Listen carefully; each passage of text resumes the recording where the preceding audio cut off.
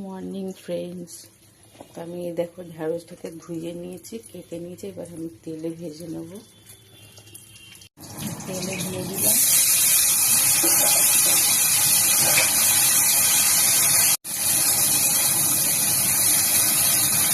একটু নুন দেবো, একটু হলুদ দেবো,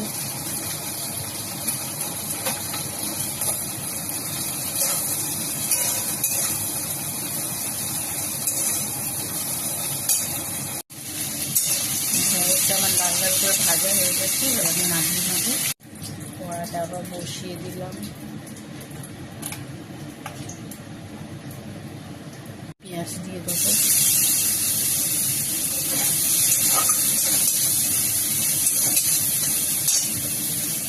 এবার এতে আদা রসুনের পেস্ট দিয়ে দেবো, আর একবার নাড়িয়ে নেবো।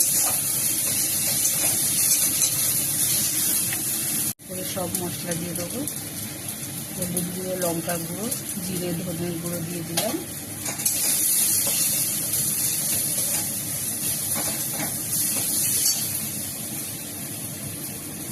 একটু জল দিয়ে দেবো, একটু টমেটো দিয়ে দেবো।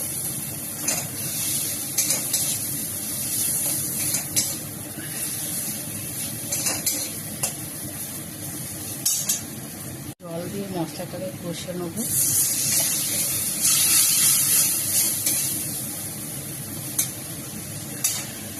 এবার এই ঢ্যাঁড়সটা দিয়ে দেবো, যেটা আমি তেলে ভেজে রেখেছিলাম।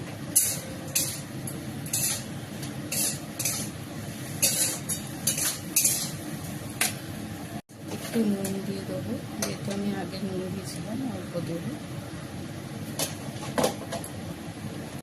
এর মধ্যে একটু আমচুর দিয়ে দেবো,